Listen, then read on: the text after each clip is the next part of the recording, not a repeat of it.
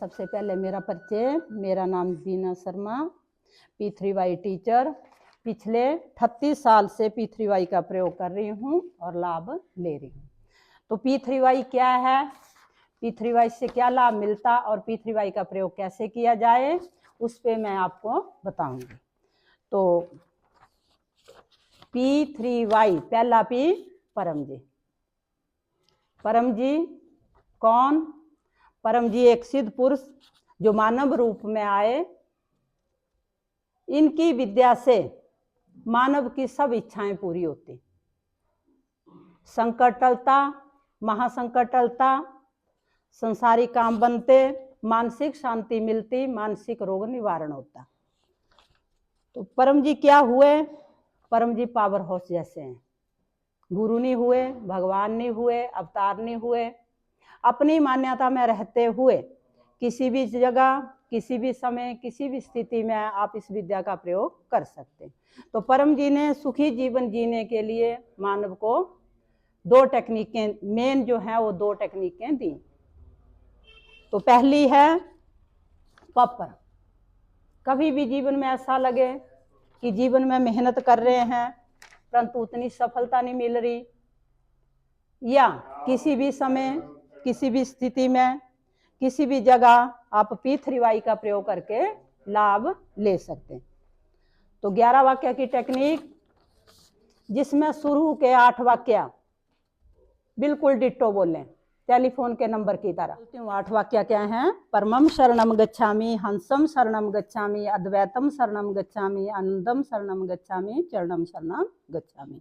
हे परम जी, मुझ पर कृपा करो, सिर झुकाकर परम जी को नमस्कार करती हूँ। इसमें कोई बदलाव नहीं होगा 8 वाक्य में। 9वां वाक्य इच्छा वाक्य रहेगा। इच्छा वाक्य अपनी भाषा में बोल सकते हैं, जोर से बोलें, कम आवाज में बोलें, जैसी आपकी इच्छा।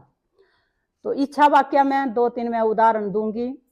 जैसे आज मेरे व्यापार की आय वर्तमान से अधिक बढ़े, या आज मेरे घर परिवार में सुख शांति बनी रहे, या आज मेरी यात्रा सुखद व सुरक्षित रहे, या मेरी योग्यता अनुसार मुझे रोजगार दें। ये इच्छा के कुछ उदाहरण हैं। तो इसकी जगह जिसकी जो भी इच्छा हो वो स्पष्ट 9वें वाक्य में बोलें, 8 वाक्य बोलने के तुरंत बाद। अब इच्छा पूर्ण होते ही पकड़ में कुछ अपने मेहनताने से कुछ रुपया देने की प्रतिज्ञा। कितना? जितना आपकी क्षमता और जितना कठिन कार्य। गरीब गरीब जैसा माने, अमीर अमीर जैसा।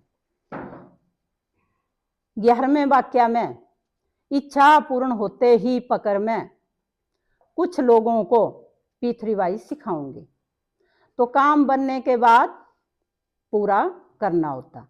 तो एक काम में प्रयोग करें, 2 में करें, 3 में करें। जब आपकी 4-5 इच्छाएं पूरी हों उसके बाद विश्वास करें, तब तक प्रैक्टिकल। तो ये 11 वाक्य का तरीका। इसमें 8 वाक्य कभी नहीं बदलेंगे। इच्छा बदलती रहेगी, पैसा बदलता रहेगा, प्रचार बदलता रहेगा। तो एक बार तो प्रयोग कर, पहले प्रयोग करें और अपने अनुभव पे ही चलें। अब तीसरा P परम और Y से योग। तो अलौकिक क्षेत्र में लाभ के लिए परम जी ने परम योग की 2 टेक्निकें दी हैं। एक दिया है परम नाद और दूसरा दिया है परम श्वास। तो परम नाद दिन के 3 टाइम करें। कब कब? सुबह उठते ही, घर से पहली बार बाहर जाते समय, या पहला कार्य शुरू करने से पहले, रात को सोते समय। और दूसरी टेक्निक, पहली है परम नाद, दूसरी है परम श्वास। तो परम श्वास जरूरत पड़ने पर, जब भी दिन में किसी भी कारण से मन अशांत हो जाए तो परम श्वास टेक्निक क्रिया कर सकते हैं। तो परम नाद कैसे किया जाता? शरीर की बनावट का विशेष ध्यान रखा जाता। रीढ़ की हड्डी सीधी, गर्दन सीधी, मस्तक सीधा, आंखें बंद, खुले होंठ, सटे दांत, जीभ अपनी जगह, खुले होंठ, सटे दांत से धीरे धीरे श्वास लें जब तक आगे और ना लिया जाए। और ओंठ बंद, तुरंत ओंठ बंद, दांत खुला और नाक से छोड़ें जैसे भंवरा गुंजन करता या मधुमक्खी की आवाज होती। तो एक परमनाद में करके बताती हूँ, देखिए। ये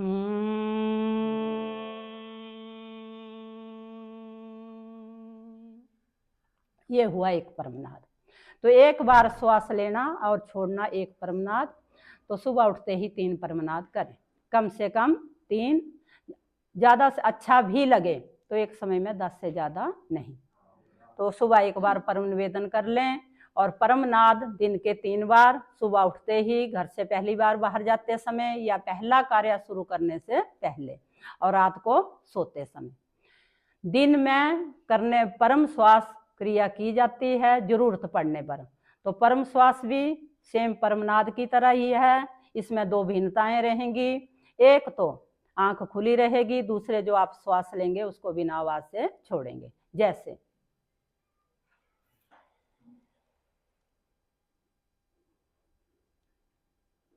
अगर 3 परम श्वास से मन शांत हो जाता तो चौथा ना करें। इसमें भी कम से कम 3, अधिक से अधिक 10, 10 से ज्यादा एक समय में नहीं। अगर 10 परम श्वास करने पर भी मन शांत नहीं होता, कुछ कम होता, क्योंकि फायदा तो होगा, पर हो सकता कि थोड़ा रिलीफ मिला तो 1 घंटे के बाद फिर दोहराएं। तो इससे विद्यार्थी के लिए लाभ, विद्यार्थी का IQ लेवल बढ़ता, बुद्धि स्मरण शक्ति का विकास होता, एकाग्रता बढ़ती, पढ़ाई में अधिक मन लगता।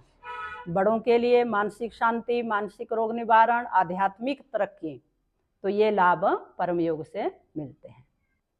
परम श्वास और परमनाद कहाँ कहाँ ना करें? तो धुआं हो, धूल हो, मिट्टी वाला तूफान हो, बर्फीला तूफान हो, या इतनी तीखी गंध दुर्गंध है कि जहां नाक मना करता श्वास लेने को, वहां ना करें। किसी भी वाहन को चलाते समय, साइकिल से लेके हवाई जहाज तक जो भी ड्राइविंग कर रहा है वो ना करें। किसी भी मशीन को ऑपरेट करते समय ना करें। और स्वच्छ सी कहीं भी जगह हो वहां आप कर सकते। अच्छा, P3Y से क्या क्या लाभ नहीं होता, कहाँ कहाँ काम नहीं बनता? तो एक, अपनी हानि, दूसरे की हानि, वहां प्रयोग ना करें। आलसी प्रयोग ना करें। जो मेहनत ना करना चाहे वो P3Y का प्रयोग ना करें, क्योंकि परम जी ने कहा है कि आलसी की मेरे से कोई इच्छा पूरी नहीं होगी। काम मेहनत में ज्यादा दिया जा सकता, परंतु जहां मेहनत ना करें वहां P3Y का प्रयोग ना करें और अति आशा से बचें। बाकी परम जी की P3Y टेक्निक से 80% इच्छा प्रत्येक मानव की पूरी होगी।